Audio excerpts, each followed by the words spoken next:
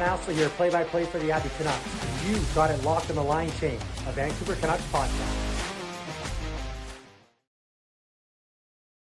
What's up, guys? Welcome back to the line change.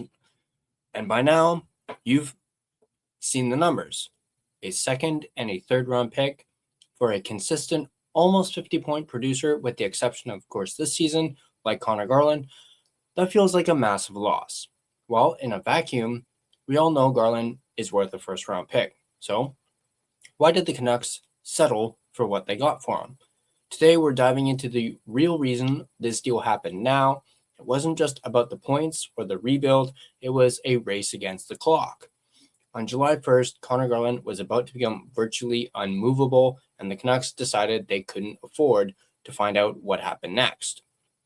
We've got the exclusive reflections from Garland himself on his 5 years in Vancouver, his emotional goodbye to the locker room, and why this trade, while disappointing to some, was the safest play this management group has ever made. We're going to start off by looking at Garland reflecting on his time here in Vancouver, which he did on Friday morning. We finally heard from the man himself, Garland, who joined Rick Dollywall and Don Taylor on Donnie and Dolly to chat about his time in Vancouver, his reaction to the trade, and his excitement for what's to come in Columbus. He mentioned that it happened pretty quickly. He just touched down in Chicago when he felt like he was in a whirlwind. Now, we have some quotes from Garland from that specific interview on Donnie and Dolly. So, and I'm going to read it for you right here. This one, he reflects on the trade itself happening and how it all went down. He goes on to say, it happened pretty quickly. Said he touched down in Chicago and I felt like it was kind of a whirlwind. And I'm very excited to go to a team that's right in the hunt of the playoffs and will be a good team for the foreseeable future. It's a little closer to home, but obviously there were some emotions last night with the guys. I had some guys in my room late last night just to say goodbye. I've gone through a lot of those, but now you're the guy getting traded. It's a lot different. Garland also goes on to say, I feel like I grew up there, referring to Vancouver. Garland said of his 5 years in Vancouver, that's a cliche thing to say, but I got married, had a child, and almost turned 30 there. So it was a very fun time in my life. Very exciting. Made a lot of great friendships with guys on the team, people in the organization, and people around the city. So just a really special time. I was so excited to come there in the summer of 2021. Just a really, really enjoyable 5 years for me. I was in a pretty good routine in there. I had my restaurants, I had my coffee shops, had my walking area. So there's so many great things about the city. Not to be corny, but I just think when I was out in the city, you run into a fan. There's never a bad interaction. I think Vancouver takes a hit for the social media side of it and the loud fan base online. But you ever run into a fan in person, and that's real life. We always had a great encounter, always nice things to say, and that's what made the city so special, playing for those people. So I'll always enjoy that and always remember that. He also goes on to say, I signed with the intention of playing here for the next 7 years, but our team went in a different direction. We underperformed this year. We had some bad breaks early, but we could never really get on a run this year. We moved guys out. Obviously, we traded Quinn, Kiefer, and Mizey. I think just the organization was going in a different direction. So it's just obviously not anything you would have ever thought of in the summer when I was signing, but that's how it goes. Pro sports is crazy. So that's how it ends up. So some pretty great quotes there from Garland himself, speaking obviously very highly of the city, speaking very highly about the fan base. And, obviously, this sucks losing a guy like Garland, but, he absolutely had nothing but great things to say about Vancouver. And of course, coming from a fan perspective, we absolutely enjoyed having Garland himself on this team. And he's definitely somebody who I hope one day, maybe down the line somewhere, perhaps he could be a future Ring of Honor recipient once his career is said and done. I would absolutely love if they threw Garland into the Ring of Honor for sure. And that's just me. But despite the shock, he's going to a team that's right in the hunt for the playoffs. He's already scoreboard watching, looking at the race in the East. And he's ready to help a big, deep hockey club try to get over that edge. Now, let's talk about the return. A second and a third. If you look at this in a vacuum, it feels like a letdown. Prior to this season, Garland averaged nearly 50 points a year. He has those intangible qualities, the unyielding effort, the defensive responsibility that usually command a very high price. But the key phrase is in a vacuum. Nothing happens in a vacuum. The reality is that Garland was heading towards two massive deadlines on July 1st, 2026. First, his cap hit was set to jump from $4.95 million to $6 million. Second, and more importantly, he was about to gain a full no movement clause until 2029. Combine that with the fact that he's having the worst season of his career, just 26 points in 50 games, and you see the problem. The Canucks were looking at a player with declining production whose contract was about to become virtually unmovable. By making this trade now, they chose to make the safe play. One of the best ways to understand why the return wasn't a first-round pick is to compare it to the Tyler Myers deal.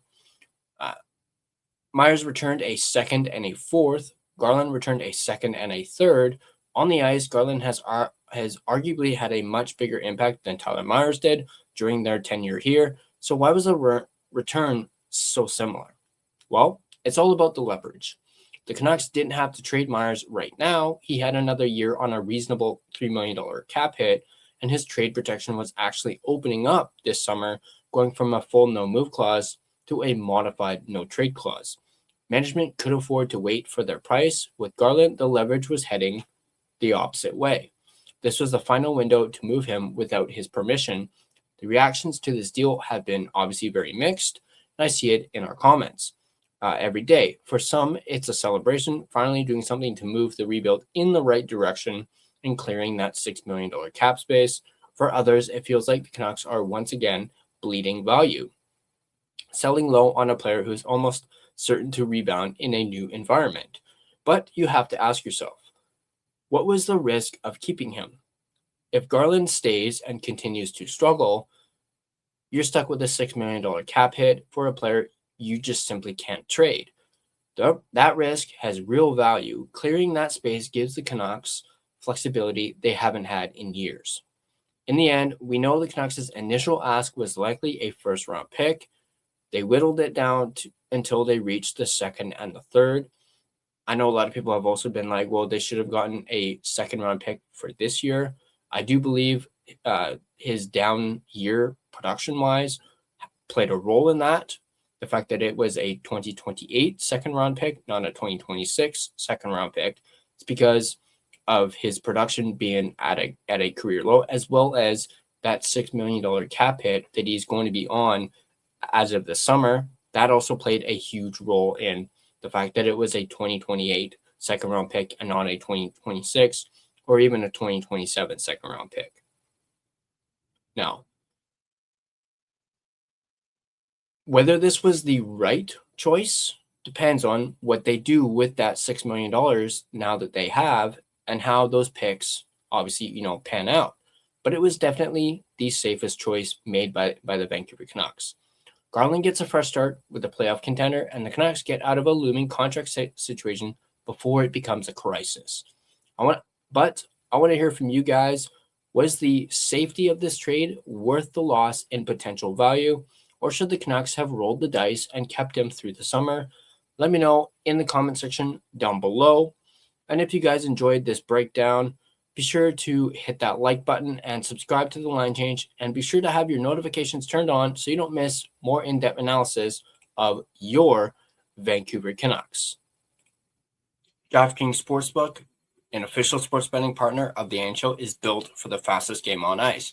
With player props and live betting, every shift, every shot, every save gives you options to get in on the game with DraftKings Sportsbook. New customers bet just $5, and if your bet wins, you get $300 in bonus bets instantly. Download the DraftKings Sportsbook app and use code THPN, that's code THPN, to turn $5 into $300 in bonus bets if your bet wins. In partnership with DraftKings, the crown is yours. Gambling problem? Call 1-800-GAMBLER. In New York, call 877-8-HOPE-NY or text HOPE-NY. In Connecticut, call 888-789-7777 or visit ccpg.org. On behalf of Boot Hill Casino in Kansas, wager tax pass-through may apply in Illinois, 21 plus in most states, void in Ontario, restrictions apply, bet must win to receive bonus bets, which will expire in 7 days, minimum odds required. For additional terms and responsible gaming resources, see dkng.co/audio. This is a limited time offer, copyright 2026 NHL, all rights reserved.